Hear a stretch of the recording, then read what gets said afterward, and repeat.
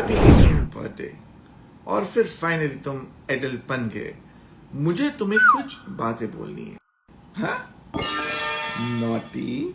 क्या आप मुझे नॉटी सीक्रेट्स बताने वाले हो?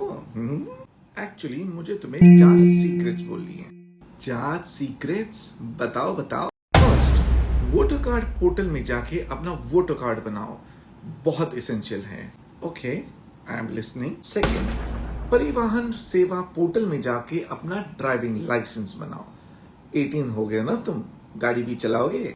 Sounds logical. आगे बोलिए आगे बोलिए। एंड द मोस्ट इंपॉर्टेंट, अब तुम माइनर से मेजर बन गए हो, तो अपने पैन कार्ड में वो अपडेट करा लो, पैन कार्ड के पोर्टल पे जाके।